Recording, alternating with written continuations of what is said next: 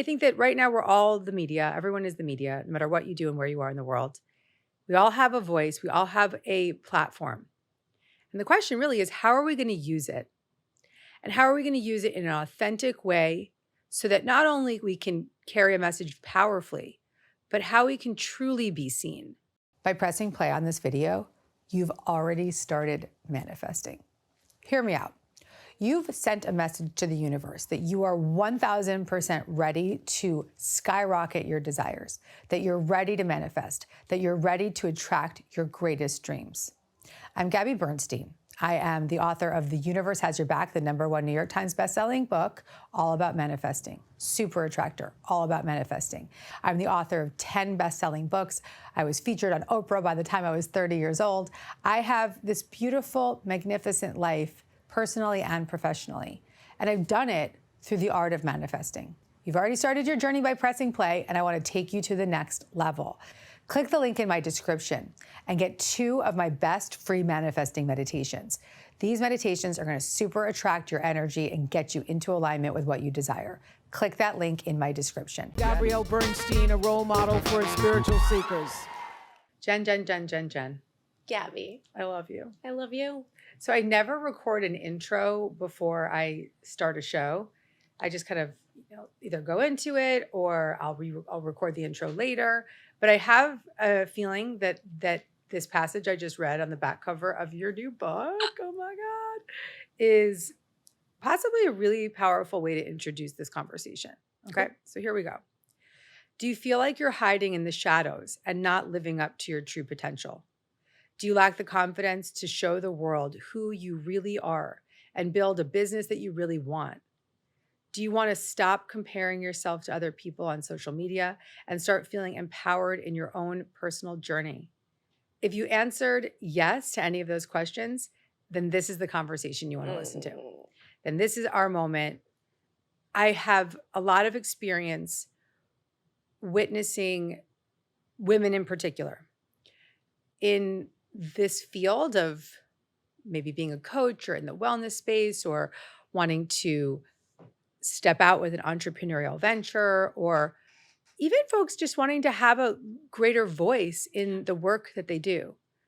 And I've witnessed so many people in that space shy away, hide, struggle. I want to use the word struggle with being seen, and struggle majorly with comparisonitis, right? I didn't coin that phrase. My friend Melissa coined that phrase. But comparing, we've got people that feel almost like debilitated by social media. And what happens in my eyes is I constantly witness this, and I see people that have such great content, such important messages, such beautiful, treasured gifts to share, but they either block it or they fake it. Right? Yeah. Like they do what's supposed to be cool online or Yep. whatever. And I think that right now we're all the media. Everyone is the media, no matter what you do and where you are in the world. We all have a voice. We all have a platform. And the question really is, how are we going to use it? And how are we going to use it in an authentic way so that not only we can carry a message powerfully, but how we can truly be seen? Because it's so interesting. When I used to run my Spirit Junkie master classes, which was these trainings for women in pretty much your demographic, right? Yeah. Coaches that wanted to really be in the spiritual space, that really wanted to be seen. The core pain point was that they felt this desire to be seen and they didn't know how to get there. Yeah. And here we are. Here we are. That's why I was like, you got to come on the show, girlfriend. I'm so I got excited. your listeners out there. Yes. Yeah. So what does it mean to you to authentically be seen? Well, being seen, I think people think about the end version of being seen, right? The social media, being out there, being in the media, having your face on the cover of a book and like being seen. But really, before you can do that, you got to figure out who you really are so you can give yourself permission to actually be seen as that person. Because like you just said, so many people are out there being seen as how they think they should be seen. Yes. But when you do that, there's a huge disconnect. And you start to have, this happened to me back in my past when I was on VH1 for 5 years. I was having an internal battle with myself because I was showing up as this person that wasn't really me. And when you do that, you attract an audience of people who like this version of you that's not really you. Yeah. And then you're like at odds. And Yeah. then what's the frequency that you're putting out there? It's like, this Yeah. isn't me. I'm lying to the world. I'm attracting all these people Yeah. that don't resonate with really who I am. And then you're just living a lie. But when you can break that down Yeah. and you can just understand that you can see you for who you really are and then allow the world to see that, that's when everything starts to happen. Everything. I think that you've nailed it, right? Because I was actually talking to somebody yesterday at a lunch, and I was talking to him about how I was an actress and BFA in theater school and how I was just like not a good actress at 18 years old. Although I think I'd be an amazing actress now. And he said, well, why? What's the difference? And I said, well, I didn't understand when I was 18 that acting isn't pretending, it's being. Mm. And that goes for all creation and being seen as an actor or a speaker or a human in the world who's making a statement in any form. It's not about acting. It's not about pretending. It's about being. Yeah. And I love that that's the core message of this book, Be Seen. And also, I had a little bit to do with this Just a title. little. It's like a little bit to do with this title. Was it that you said it or you said it out loud in a sentence? I don't remember. Where were you? Or you were like, this is the title I want. And I was like, no, this has to be it. It was a different title. Yes. They bought the proposal with a different title. Mhm. It was the title of my company. Remember? It was Mhm. Super Connector, which is the Mhm. name of my company. Mhm. And I remember I was telling my assistant in the car, I was like, Gabby totally named this book because Yeah. you were like, that's not the name of your book. Yeah. And I'm like, you're right. It's not the name of my Yeah. book because that was inauthentic to me actually Mhm. and to my message. And so Mhm. this is actually all a lesson too in me being seen as Yes. well. Yes. Because you were like, that is not who you Even really when are. you said it, I remember being like, no, Jen, Yeah. like that's just not. And I was like, oh, it's going to just, your demo is similar to mine. I was like, super attractor, super connector. Like, no. And then I think it comes out. I love naming baby books. I'm like literally a baby namer for books. You named. I I'm a don't know if book it was. namer. We did it all together. I think it was you. That No, said the 100%. name. It was 100% me. Mhm. I think you said it. Like you were like, my audience really wants to be seen. And I was like, that's your book title. Yes. And that's how it always happens Mhm. because it comes out of us naturally when we get into the core message. Yeah, for sure. And now we have Be Seen. And it's the fact that, and you wrote the foreword. Thank you so much. Of course. My God. But when I was thinking of who do I want to write the foreword for this book, I thought someone that exemplifies this in the best possible way. And I remember, I think I texted you and I said that. Yeah. I was like, nobody does this better than you. Yeah. And there's a whole section in the book where I talk about it's your responsibility to be seen because many people Mhm. are scared to put themselves out there because of perfectionism and comparisonitis, what you talked about, like seeing everybody else on the internet doing it. And they're like, you know what, they've already done it. I can't do it, or it's That's not right. perfect. I can't put myself out there. But what I share with these people is if you have a service or a story or a product that helps people and you can change people's lives or you can do something for somebody that they needed, if you're not making yourself visible to them, then you're just being rude. Mm-hmm. You're being selfish. Mm-hmm. And it's your responsibility to be seen. Yeah. I would always say to my students, it's your responsibility to carry your message with the world. And in order to do that, we have to be seen. Mhm. Not everybody wants to be seen on a video, or they don't necessarily want to be seen on a stage, but they still feel that they want their work to be seen, or they want their Mhm. voice to be heard, or they want their name in print, or whatever that is. Does the same advice in the book apply to those folks as well? 100%. Okay.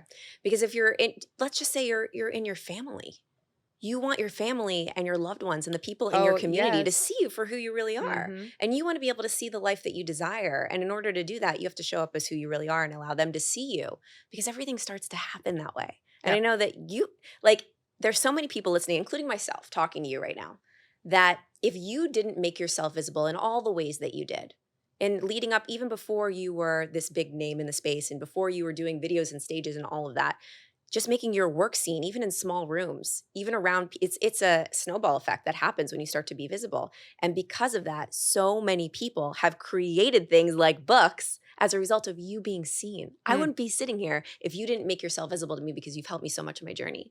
So if everyone that's listening right now Mhm. that is a fan of Gabby Bernstein, imagine if she didn't make herself visible.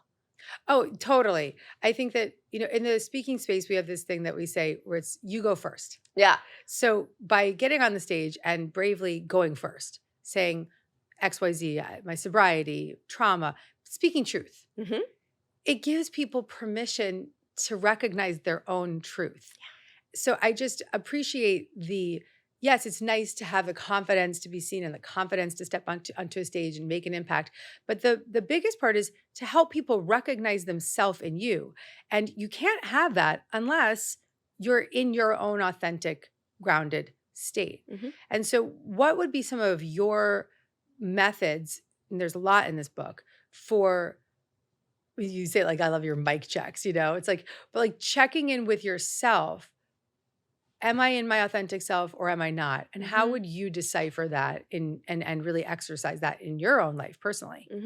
So I do these things called wonder walks. I gave them a name because I've been doing them for so long, and I'm like, oh, I'm gonna go for and I wanted to give it a name, and I was like, it's just a magical walk that I go on with myself, and this Good. is how I tap in, and I do it. I actually use this to manifest, or I use it to tap into who I really am when I start to forget. Because listen, we all start to go off on the wrong path every once in a while. I'm Mhm. like, who the hell am I? Wait, I need to tap back into real Jen.